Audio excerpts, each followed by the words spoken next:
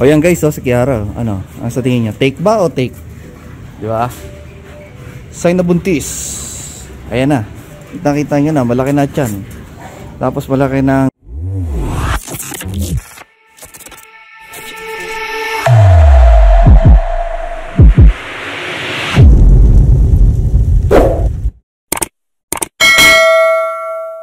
Mas mo kayo sila inadas dito. Mapapagod yun. Eh guys, meron kaming parade Liga na sorry. Sa vlog ko ganyan. Kaway kayo, kaway. Yun Parade kami ngayon. Liga, basketball, Olympic, pang-tropic Ayun guys, meron tayo bagong deliver dito, dog food. Ubus na yung stocks natin Ito kuha na naman tayo ng dog food. Ito papi ulit, syempre. Ayan, Morando papi. Yung kulay, ganito. Parang sayang. Kasi ito yung pula, yan yung pang adult. Bumili ako ng adult para dun sa kay Leo, tsaka dun sa ibang mga adult female natin. Kasi mas mura yung adult para for maintenance na lang nila. Hindi naman natin masyado pinapakapal na yung mga yun Tamang maintenance na lang, kaya okay na yung adult. Bruto mo nga Mac, itong isang adult. Papakita ko lang yung sako. Nasa ilalim Pakita natin yung sako ng adult. Baba mo lang yan. Sige, tulak na lang. Ayan. Ito yung adult. Ayan papi nasa picture dun Ito adult Mas mura kasi ito yung pang adult natin. Tsaka kasi parang nasasobrahan si Uma doon sa papi. Yung coat niya hindi masyadong mabilis gumaling baka dito sa adult, kaya gagamitan natin siya ng adult para mas kasi low protein, kaya ito gagamitan natin kay Uma rin. Mag-adult na lang siya, adult naman na yun Alam ko 2 years old na yata sila, si Uma, para mabilis siyang makarecover yung kanyang balahibo. Yo guys, what's up? Pero tayo dumating na papel. Ito pakita ko sa inyo mga papel. Ayan guys, tingnan nyo. USBR, diba? US Bully Registry. Ayan, ilan to? Dami na ito. Patay natin flash. Ayan, madami. Ayan, ang gagawin dito, okay na ba to? Ayan, Goods Bully House kay Brother Goodies ng 1096 pala to. Dalawa yata yung kanya rito Sunod naman dito, ang gagawin namin dito, ipapasok na sa ABKC. Ayan After netong USBR, ABKC natin. Papasok tayo ngayon sa ABKC. Sakto dating nito.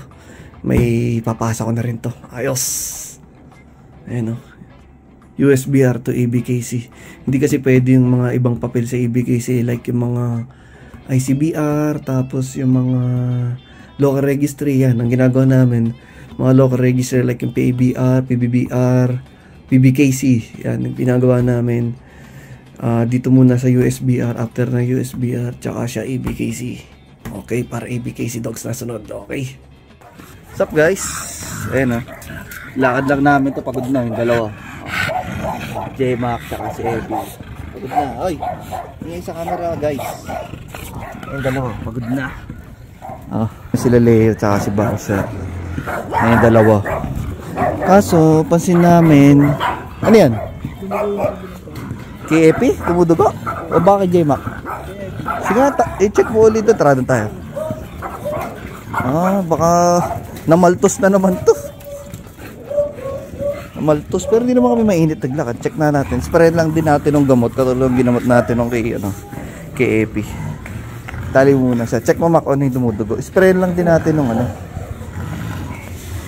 Ayun. Sige, kunin mo yung pang spray na yung kulay blue. Spray natin ng kulay blue. Sugat? Namaltos. Namaltos lang siguro. Ha? May? Hindi, yun nga yun. Parang ano lang yan. Siguro pumutok. Sa init yun namaltos. Spray, para katulad na nangyari kaya J-Mac. Spray natin ng kulay blue. Nakita namin. Namaltos. Sa init yan Tapos may kami yung Pipronil, mag-i-spray uli kami sa kanila. Yung mga anti-parasite, mga tick buster. Kasi may nakita na kami maliliit Ngayon, para talagang mawala na yung mga kuto. Bisan yan, kasi nagtatago sa mga kulungan nila Gagawin namin, to the rescue ulit tayo ng ng pest control. Magpapa-pest control ako para ano, mawala na yung mga parasite dyan sa kennel. Ubus yan lahat, pati ipis. Minsan may nakikita na rin ang mga kuno insekto eh. Ubus yan, pati mga daga, wala nang pupunta yan dyan. Kasi minsan may nakikita rin kami mga galing sa kanal yun. Pati itong mga aso, papa-sprayan ko sa katawan nila para ano. Ayan o, in-sprayan ng tick busters yan. Si Epi. Ayan. Para ano, sa likod kanina may nakita ako. Ano yun? Puwete. Ito dito, may nakita ako kanina rito. Yes, spray mo rito sa may bandang likod na batok. May mga hindi nga kasi naabot eh. Tenga. Yan, sa loob, pati sa loob ng tenga. Ayan guys, so itong dalawang French Bulldog na tayo magkapatid, si Kuma at si Clea. Ayan, pagod na rin oh, dawit na rin ang dila. Erap mo nga rito pa kaya si Clea, yung napakaliit natin na French Bulldog. Ayan, sobrang liit. Yung height difference silang dalawang magkapatid oh. Diba? Ito medyo standard ang size nito. Ito talaga maliit. Mas maliit pa siya sa mga Shih Tzu. Taba lang oh, Clea. Taba. Susunod pagka mga medyo ano, dadaling ko na rin sa dog show. Ngayon hindi ko muna maasikaso, tsaka medyo alanganin pa kasi yung age nila tsaka yung size nila. Siguro pagka mga nag 1 year old, yan, pag medyo nag-mature na yung mga itsura nila, lalo na ito, mukha pa kasing toto eh, lanky, kakainin pa sa dog show, hindi pa to ano, hindi pa siya, baga yung itsura niya hindi pa siya mature, kaya kakainin pa yan ng mga matatanda sa kanya. Siguro pa mga nag 1 year old tsaka natin dadalhin na to si Kuma. Pati ito rin si Clea. Yan. Si Clea magpapakyut lang naman yan dun. Tara, pakita ko sa inyo pala, bababa tayo yung ano, yung mga buntis natin, check out natin kung ano, update natin kung ano na itsura. O yan guys, si Kiara, ano sa tingin niya, take ba o take? Di ba? Sign na buntis. Ayan na, kita nyo na, malaki na tiyan. Tapos malaki na ang dede. Yung pempem niya hindi lumiit oh. Oh, malaki pa rin. Ano pa rin siya? Malaki pa rin. Solid pa rin, oh. Sigurado buntis na to. Ang due date niya ay, ano man date ngayon, Mac? 7? Lapit na. 9 days na lang pala mga anak na to. Today is 49th day na niya. Ay, hindi. 57 days na siya ngayon. Oh, 57th day niya ngayon from first stud. Tapos, tama. Malapit na siya. Ay, di, 54 pala. Tanga. 54th day niya ngayon from first stud. 54th days. Tapos 63 days niya. Ayun. Sa 16. Ano rin? Lunes? Ha? Sa susunod na Lunes. So, ano to? Mga babantayan na namin to sa Sabado at Linggo kasi malaki yan eh. Lalaki pa yan. Ayan, alagang prime matrix to. Mula nung ano pa lang, sampahan, palaging naka prime matrix yan. Continuous pa rin namin ano, pa prime matrix. Yung kuko niya, ang haba oh. Hindi naman natin ito mapuputulan, malikot to eh, no? Biglang mga anak eh.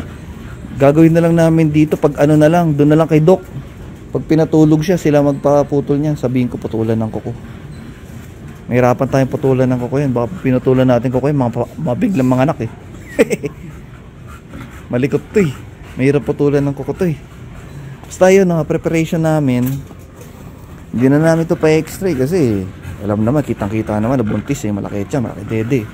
Ngayon, gagawin na lang namin, ready namin yung mga gamit. Siyempre, check ko yung mga incubator, tapos yung whelping box namin, tapos yung paglalagyan doon sa baba, i-ready, tapos yung ano, budget para sa CS pala. Nako, kaya magtitipid-tipid tayo ngayon. CS pala. Tapos yun, papadisinfect pa nga ako, babayad din tayo, kaya kailangan tipid-tipid. Yun, okay, sige, yun lang naman eh. Yung mga gamot, meron ng prime matrix, vitamins, dog food, okay naman. Yung pala gatas, Josera, titingnan ko may ano pa kami, makukuha pa ako stock kasi kailangan nun, just in case wala siyang gatas, kailangan meron tayo alternative. Tapos Malakas naman kumain to eh. Okay, yan na. Mga dede, malaki. Sige. Sunod namin i-check sa Emil. Tingnan namin kung take. Ayun guys, nag-stud pala dito kay ano, kay Kiara si ano, si Tutoy. Si Takeshi. Ay. Oh, Takeshi pala yung pangalan nun. Ano yun? Anak ni Colossal. Yung kulay puti. Yung parang merong ano siya sa mata. Sharingan. Basta yun. Yung binlag natin nun. Yun yung stud sa kanya yun. Take oh. Si Brother Joshua yung ano, may-ari. Tsaka naghahawak ngayon si Brian. Ay si ano, si Robert pala. Naghahawak ngayon dun kay Takeshi si Robert. Yan. Makita nyo naman dun sa vlog ko nung nakaraan. Yung sharing yung handler nun eh. Robert. Okay. Ayun guys, ito si Emily. 34 days na siya from first stud. Ano kaya? Buntis kaya o sana buntis? May kinapa ko yung daddy niya. May parang may nakapa ako na parang Jolens. Meron naman, pero medyo hindi pa sure eh. Yung pempem niya medyo di naman ganun ka bumalik, medyo malaki pa rin. Pero sana magtuloy kasi para ma-prove natin si J-Mac. Pangkulit kasi nito ni Emily. Sobrang harap niyan eh. Tingnan niyo. Pero parang medyo lumaki-laki ng konti yung daddy niya. Sana magtuloy-tuloy. Binibigyan naman namin ito ng pampakapit eh. Every other day. Kaya mahirap din kasi talaga magsalita ng tapos. Kaya sana magtuloy-tuloy din siya para ma-prove natin si J-Mac.